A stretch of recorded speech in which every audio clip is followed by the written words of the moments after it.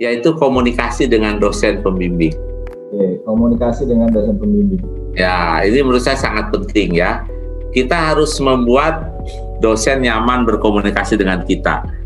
Ya, mahasiswa harus menempatkan diri sebagai sebagai mahasiswa. Ya.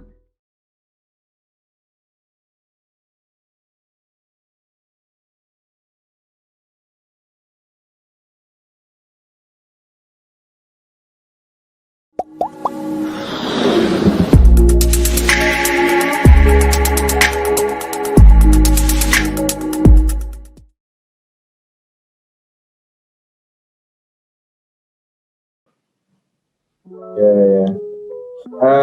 Oke, jadi teman-teman mahasiswa S3 nih, baik dosen, peneliti ataupun para pebisnis dan profesional yang sedang mengerjakan disertasi, ya. Tadi kiat dari Prof. Ujang, yang pertama disiplin, ya. Ini suatu keharusan, ya. Kemudian juga jangan ditunda-tunda tadi ya. Pokoknya selesai kuliah tuh segera menulis, segera membuat proposal, segera melakukan sitkom dan lain sebagainya, semua proses yang dilakukan. Nah, kemudian dukungan keluarga ini sangat penting ya. Jadi di ujung-ujung memang ketika mengerjakan disertasi mungkin akan banyak waktu yang tersita, lebih banyak gitu ya, karena harus konsentrasi, mempelajari banyak jurnal tadi, apalagi kalau di IPB minimum 150 gitu ya, harus dibaca satu-satu, dan itu pasti membutuhkan waktu ya. Kemudian ini yang menarik juga, gimana menjadikan disertasi itu sebagai hobi baru. Ini kunci dari Pak Ujang nih, yang menjadikan disertasi sebagai hobi baru, karena kalau itu sudah menjadi hobi itu kita akan semangat tuh mendengar kata menulis, kita semangat gitu ya, bergaya. Betul. Jadi ini penting. Kemudian karena di semua perguruan tinggi ini juga mewajibkan tidak hanya menyelesaikan disertasi, tapi juga bagian dari penyelesaian disertasi itu adalah menulis jurnal ya. Maka mau nggak mau menulis itu harus bisa menjadi hobi baru ya. Dan environment-nya tentu kalau kita sering ke kampus, sering duduk di perpustakaan ya, tentu akan terbentuk juga semangat untuk membaca.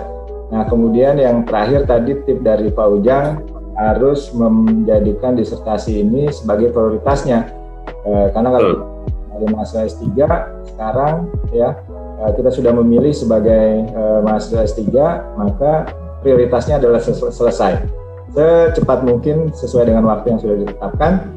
Dan supaya bisa selesai tepat waktu, maka disertasinya juga harus selesai tepat waktu.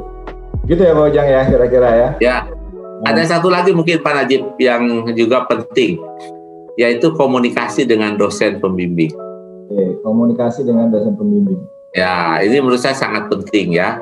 Kita harus membuat dosen nyaman berkomunikasi dengan kita. Ya, mahasiswa harus menempatkan diri sebagai sebagai mahasiswa ya. Jadi pada saat berkomunikasi kuncinya apa? Rutin lakukan. Jangan sampai 2 bulan sekali baru muncul gitu. Jadi setiap progres itu kita laporkan ke dosen pembimbing ya. Setiap progres yang kita dapatkan itu laporkan. Dan yang kedua, jangan pernah sakit hati kepada pembimbing karena ucapannya. Karena akan merugikan kita sendiri ya. Kalau dia marahin, dengerin, ikutin kalau bisa diikutin. Karena kalau udah sakit hati, akan ada hambatan, barir, penghalang di antara kita dengan dosen pembimbing. Nah, jadi tadi bangun komunikasi yang bagus, sehingga ketika dosen itu ngobrol dengan kita dia nyaman. Nah, untuk supaya menjadikan dosen nyaman, maka kita harus siap. Ya, ada sesuatu yang baru yang kita telah baca yang bisa dikemukakan oleh dosen gitu. Ya. Nah, yang seringkali terjadi itu mahasiswa itu dia tidak mau berkomunikasi karena nggak ada sesuatu yang baru ya yang ingin disampaikan. Nah, karena itu tadi seperti kata Pak Najib tadi, kalau membaca banyak artikel, sesuatu ada yang baru yang disampaikan. Nah, jadi dampaknya kepada komunikasi. Jadi itu saja ya tip dari saya yang terakhir, bangun komunikasi yang baik dengan dosen ya. Sampai sekarang saya dengan pembimbing saya masih berkomunikasi Pak Najib. Ya, kadang chat ya dari mulai yang sangat ringan sampai yang berat-berat gitu ya. Saya maintain komunikasi dengan pembimbing. Ya. Baik, jadi ini justru yang terakhir ini menjadi kunci yang sangat krusial ini, komunikasi dengan dosen pembimbing ya. Jadi betul itu seperti yang saya sampaikan, dosen juga sibuk ya, mahasiswa sibuk, tapi tetap sekarang dengan semua fasilitas komunikasi yang ada, minimal report progresnya sedang apa, perkembangannya apa, itu terus dilaporkan ya Pak Ujang ya. Betul. Jadi dosen juga tahu bahwa mahasiswa sedang berprogres gitu ya. Walaupun progresnya mungkin kecil, tapi tetap harus ada yang dilaporkan. Nah, kemudian betul. Kemudian yang kedua ini juga tidak kalah penting, jangan pernah sakit hati sama dosen. Jadi walaupun mungkin dosen dihubungin susah kadang-kadang, atau mungkin lama balesnya kadang-kadang, atau mungkin pada saat ketemu dosen memberikan masukan terlalu banyak, atau karena dosen juga interaksi dengan banyak urusan dan banyak mahasiswa gitu ya. Kadang-kadang ke bawah juga emosinya, itu jangan pernah sakit hati. Pokoknya semua proses pembimbingan itu kita lakukan secara baik gitu. Ini bagian dari proses. Karena kalau kita sakit hati, ya kita sendiri yang rugi ya. Ya, betul. Ya, jadi kadang-kadang ada juga memang betul itu Pak Ujang. Saya juga suka menemui ada mahasiswa, saya tanya udah lama nggak ketemu dosennya, bahkan nggak berani nemuin dosennya, itu nggak berani. Nggak berani nemuin dosennya karena memang belum bawa progres apa-apa gitu. Jadi tapi itu masih mending. Ada juga mahasiswa yang nggak berani menemui dosennya karena satu kali dosennya pernah merasa tersinggung misalnya, kemudian yang bersangkutan nasihati dengan rada keras gitu, terus kemudian jadi sama-sama tersinggung. Nah, ini juga ya betul, harus ada yang mengalah salah satu ya. Jadi harus ada yang mengalah salah satu, karena apa? Kalau kita tersinggung terus ngambek ke dosen, yang rugi kita. Dosen juga begitu. Jangan mudah tersinggung oleh mahasiswa. Kalau dia tersinggung, katakan apa yang membuat dia tersinggung supaya dia tidak terulang lagi. Seperti saya sering memberitahu mahasiswa, kamu jangan ulangi lagi kata-kata itu, karena kata-kata itu terdengar di telinga dosen itu tidak nyaman. Nah itu, kadang mahasiswa melakukan sesuatu dia tidak ngerti apa yang membuat dia tersinggung. Nah kalau saya langsung memberitahu ini. Jangan sampaikan lagi ke dosen yang lain kata-kata seperti ini, karena itu tidak nyaman, bisa menyinggung orang lain. Jadi itu menurut saya. Jadi istilahnya kalau dimarahin, udah dengar telinga kanan keluar telinga kiri. Yang penting disertasi gue selesai gitu. Lo mau marah mau apa gitu. Nah itu, jadi kita nggak ada hard feeling sama dosen itu. Karena kalau udah ada hard feeling, ya udah itu jadi penghambat. Ya. Jadi kalau kata anak sekarang, jangan gampang baper lah ya Pak Ujang ya. Betul ya. Jadi kalau bahasa anak sekarang, jangan gampang baper. Ya betul. Mungkin goalsnya disertasi kita selesai gitu ya, dan kita bisa menuntaskan apa yang sudah kita mulai. Nah ini penting. Jadi saya selalu ingat nih kalau Pak Ujang selalu katakan ya, disertasi yang baik itu adalah disertasi yang selesai. Nah, jadi teman-teman semua, teman-teman sudah berani masuk ke program S3, juga harus berani bertanggung jawab untuk menyelesaikannya dengan baik.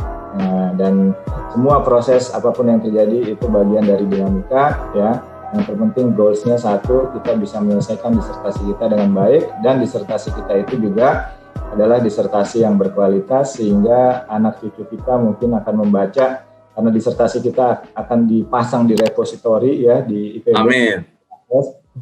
Nah, jadi mereka akan membaca juga dengan bangga gitu, karena disertasinya bagus gitu ya.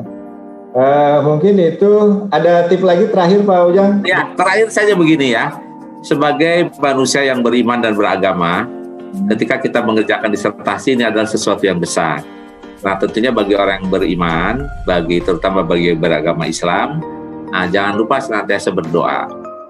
Doakan diri kita supaya kita tetap sehat, punya kemampuan menulis, dan doakan dosen pembimbingnya supaya juga sehat.